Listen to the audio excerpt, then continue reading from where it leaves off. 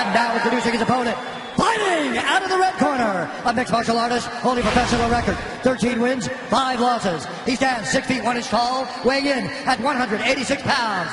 Fighting out of Las Vegas, Nevada, by way of Kailua, Hawaii, Brad Tavares. And when the action begins, our referee in charge, Keith Peterson. Keith Peterson, our referee for this middleweight matchup. The beautiful Brittany, Ariane, Chrissy, Vanessa, here in Cleveland. Tavares, Magalhaes. Are you ready? Sir, are you ready? Fight! Here we go. The Brazilian in the white trunks, born and raised in Fortaleza. Brad Tavares, the Hawaiian, in the black trunks. And Magalhaes comes out quickly.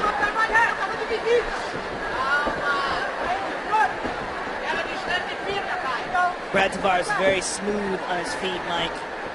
Very good kickboxing skills. You see it right there. Beautiful leg kick to start things off. Since his time on The Ultimate Fighter Season 11 with Team Liddell, he has spent the majority of his time training in Las Vegas. Inside leg kick checked. As we were saying when they were getting ready to enter into the octagon, when Brad is at his best, he looks outstanding. The Nate Marquardt fight is a perfect example of that. Just beautiful technique and has tremendous potential. It's about realizing that potential inside the octagon on a consistent basis. That's really what Brad Tavares needs to accomplish.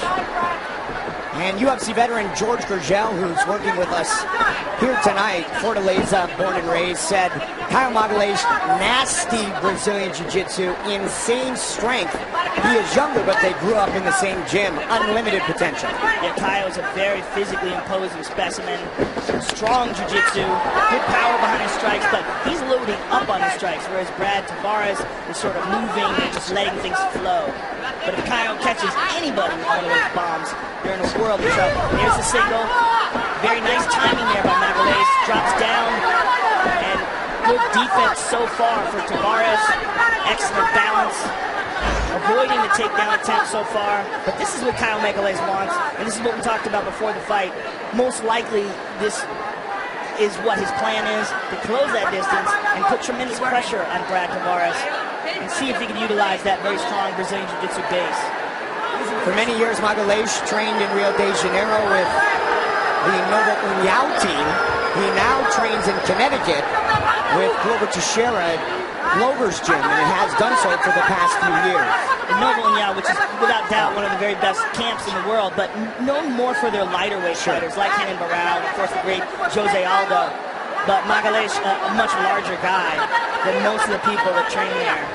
Or at least most of the really well-known guys that train there. And Glover's got a good setup in Danbury, Connecticut. Good defense so far right there by Brad Tavares.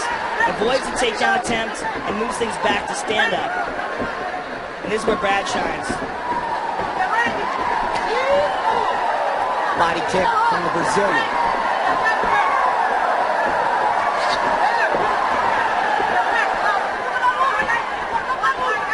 Two powerful middleweights. There's a difference in their approach, though. You can really see it. Where Caio is just blasting away. Brad Tavares is moving, using a lot of footwork, and again, avoiding the takedown attempt by Caio. And now pressing Magalhaes up against the cage. Confident with his ability to avoid the takedown, he's now imposing his grappling skills on Magalhaes. And Tavares has evolved into that more patient and succinct striker. We're hearing a lot of woo-woos in the audience. Is that like a Cleveland Indian thing? It is indeed. Okay. The tribe. I just guessed. It's the tribe. Well done. And you don't watch those sports. Well, it sounds Native American. I just assumed. The Cleveland Indians. It is indeed. Are you allowed to do that anymore? Is that cultural appropriation? Are they still allowed to woo-woo? I'm not touching that. See, as long as you call yourself the Indians, let's, I think people still get mad at that one. Maybe we should move on. I think that's a wonderful idea. Tavares now moves the fight away from the cage, but now Magalhaes has excellent control of him here. And Magalhaes, who, as you were saying, George Gurgel was saying, is a fantastic grappler and very, very physically strong. this is not really the fight that Brad Tavares wanted. It might have been a poor strategy for him to try to impose his grappling here. Round 1 in the books.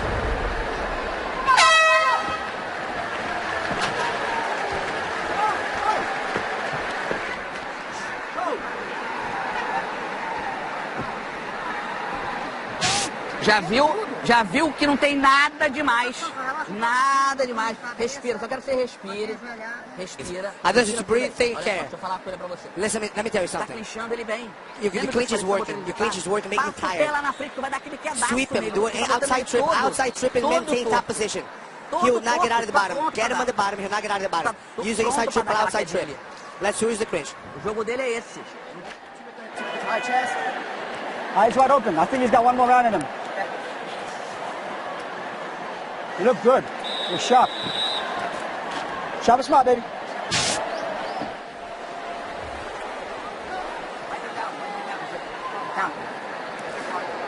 FS1, UFC 203 prelim, sponsored by Bud Light. Raise one to right now. In the corner of Caio Magalhaes, they said, your clinch is working. Sweet, utilize the outside trip, get top position. Tavares' corner said, you look good, you look sharp. Be sharp and smart.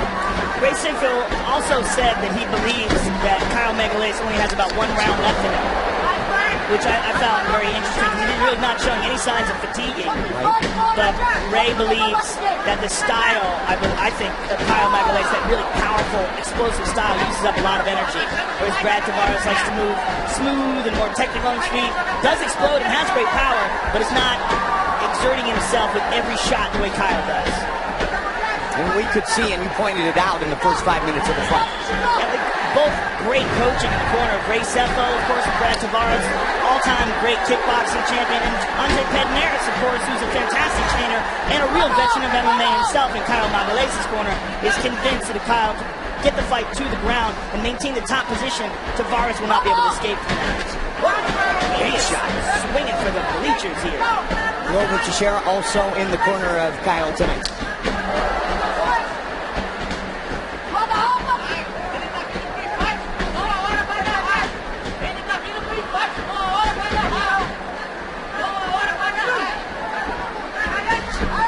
There's the clinch. Good timing there by Magalhaes. Let's see if Brad can shake him off. So look for the outside trip here now. Exactly.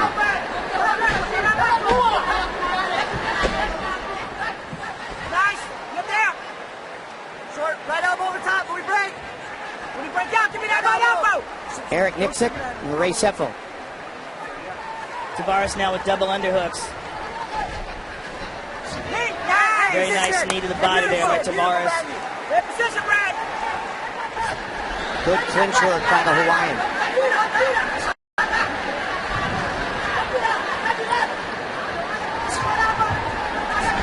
And they break.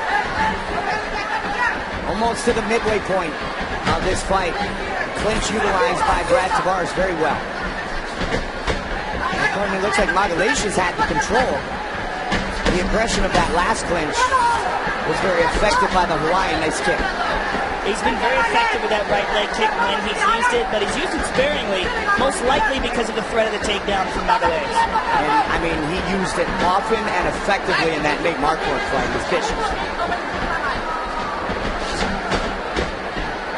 Magalhaes is working away from the right kick. Moving to his right. Good kick to the body there by Magalhaes. Circling away from the power of that right kick of Tavares. You see the way he's throwing his punches, Mike? I mean, he just haymaker after haymaker. Not a lot of volume. Throws a very low volume of strikes, but every strike he throws is meant to knock you dead. Like Here, that. see it again, yeah. It's not the type of strategy that you really see many MMA coaches preaching, but for Caio, it's been very effective for him in his career. And Tavares sees it coming. He's doing a great job defensively. But all it takes is one. You know, because when you're in these exchanges like this, these wild exchanges, Caio knows, and Brad knows it as well. So it's that threat is always there because Caio throws everything with bad intentions. Heavy kick. Hard leg kick. Best kick of the fight for Magalhaes. good right hand by Tavares. And Magalhaes could get away with a lot more of those kicks too, because Brad is not looking to take him down.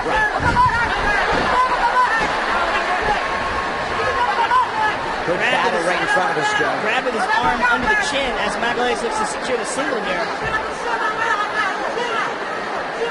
But the roles were reversed. I guarantee you Kyle would go for the guillotine here because he's pretty deep in on the neck. Old school foot stomp.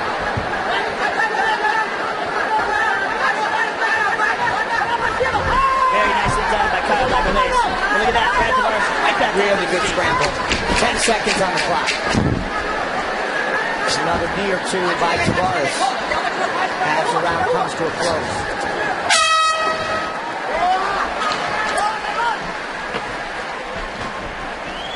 Bradley, that was awesome. Sit down, deep breath, slow your heart rate down. That was beautiful, brother. Hey, championship round coming up. This guy's gonna take you this round. You're taking this round home, brother. This is us. Yes, sir. Okay? Listen, he's dead in the water. Okay, he's fainting on us. You need that volume. Keep that pressure on us. High eights, high fours off his arms and hating that shit. I like that you're sitting down on that, you know, when you stick inside with that right hand. So turn your inside, big man, look where he goes. If he sits, bring that uppercut up. If he steps out, give me a high kick, okay? Whether it be left or right, doesn't matter. Brad, 5 minutes out here. You big beat, we'll beat this guy. You Yes, understand? sir. Let's go. He's fading already. This is you, brother. We hear that clap now. What's up?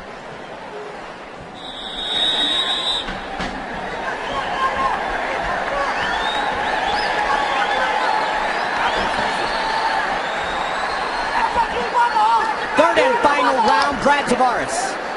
Caio Magalhaes. Again, the caller Tavares said he is fading. I don't see it. I know, Joe. I mean, he's throwing punches and kicks like the kind of guy that would fade. Yeah. But he's not fading. That wasn't fading right there. No, he's dangerous.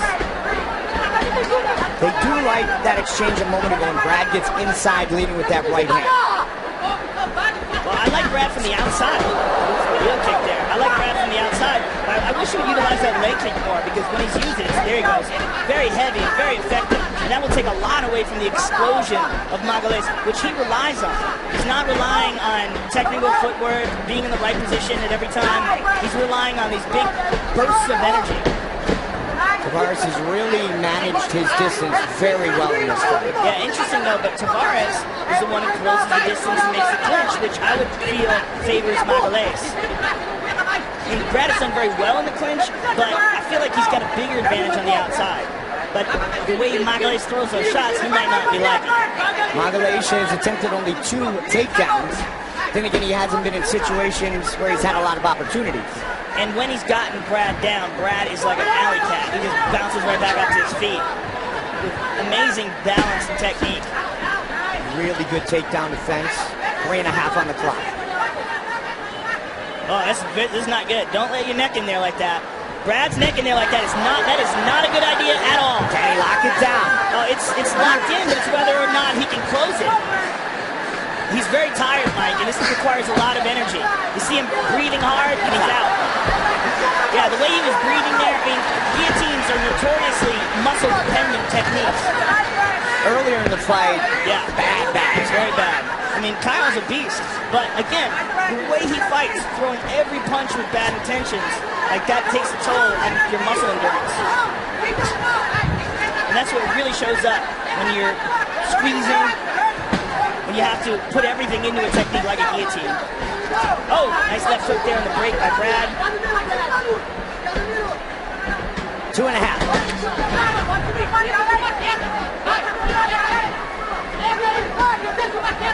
Close fight. Yeah, it's going to be interesting to see. Oh, that was a right hand by Tavares. Oh, flying knee. Tavares putting some pressure on here. And good movement by Tavares, just sliding away from his kicks. Good right hand Tough there. to takedown attempt. Coming on strong here in this third and final round. Yeah, he's feeling it. Big kick. Checked or not, that one was powerful. Yeah, he got the leg up, but it really didn't check it. He took the blunt force of it on the side of the leg. And you can see it on the calf, left calf. Some redness and swelling from the big kicks from Tavares. Yeah, I mean, the way he did it. Oh, good left hook there by Magalhaes. Good kick to the body by Tavares. Check that one. But even catching it on the calf, which is very painful. Tavares, the way he stands on that back foot, he is always ready to fire kicks. Well, he's so well trained by Ray Seppo. He's such beautiful, fluid movement in his striking.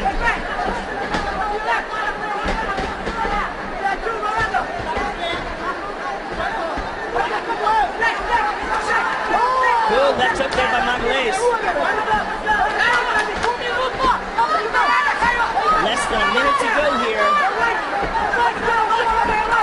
Oh, good right hand. And that was an excellent adjustment there because he kind of collided with him on that knee. Oh, high kick there by Tavares.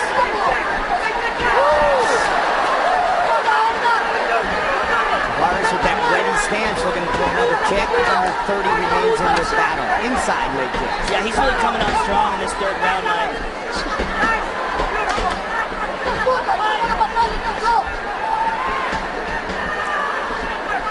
Final seconds.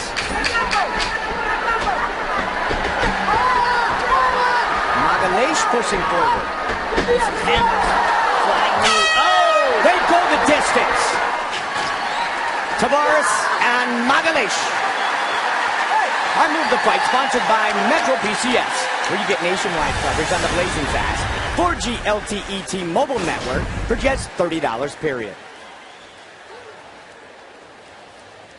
And there you see a right hand by Brad Tavares, and there's another one. Ducks under that right and lands one of his own right to the sternum there. And look at this adjustment in midair. Boom, comes down with a punch. Went for the knee, realized they were colliding, and excellent adjustment by Tavares. Once again, what do you think will be the best move of the night? Tweet and let us know at #MetroMove. Tune into the UFC 203 post-fight show on FS2 after tonight's main event for the winning move. Tavares Magalhaes, the official decision, is coming up next. After 3 rounds, we go to the judges' scorecards for a decision. Judge Winter scores it 29-28, Magalhaes. Judge Cleary scores it 30-27, Tavares. And Judge Collins scores it 29-28 for the winner by split decision, Brad Tavares. Split decision victory for Brad Tavares. Excellent win for Tavares, particularly strong.